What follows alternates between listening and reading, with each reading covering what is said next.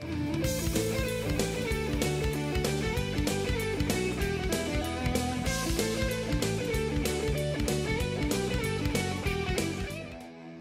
scientific method is a very fundamental process in science when creating an experiment.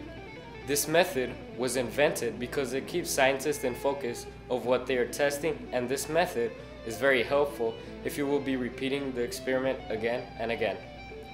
In this method, you will need to identify variables, creating useful and testable hypotheses, graphing your data correctly, and you need to know how to communicate your experiment.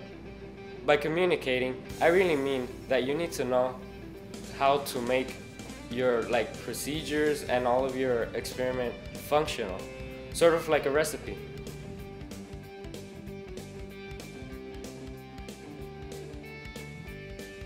So the first step in the scientific method is for you to ask a question. This step is very important because it is what your main topic is going to be about. The next step is to do background research. This is basically to know what type of experiment you are going to do. It is pretty much understanding what your experiment is. After making background research, you must create a testable hypothesis. Now let me tell you, a testable hypothesis is one that you have at your reach. For example,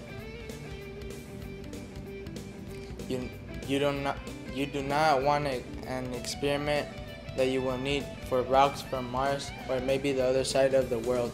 So as you can see, making a testable hypothesis is very important.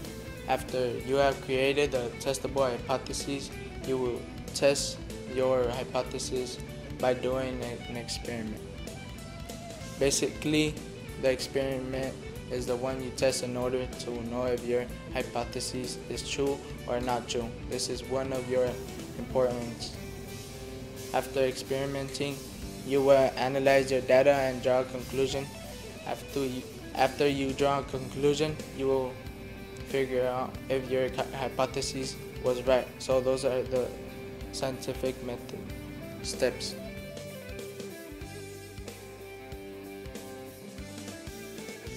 There are two types of variables, the independent variable and the dependent variable.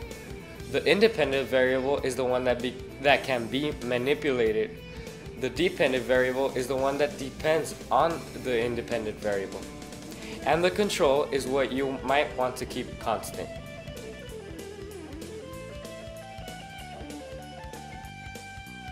For communicating the experiment, you should give many details, such as measurements.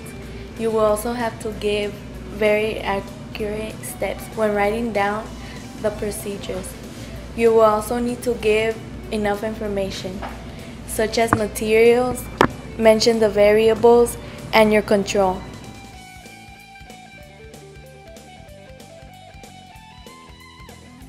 To be able to graph data, you must need to know the first information that you are using in your experiment.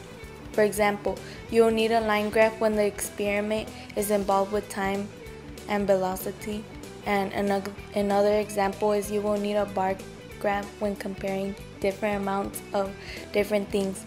These graphs are the most fundamental when graphing, but you can also use pie charts, pictographs, organizational charts, etc.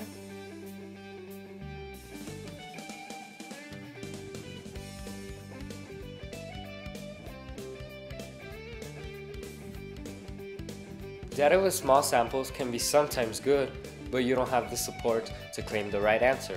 Now, data with biased samples or samples that are off topic will not prove you anything with your experiment. And samples without a control can sometimes be very difficult to experiment with because you don't have anything that is constant, or in other words, you don't have a control.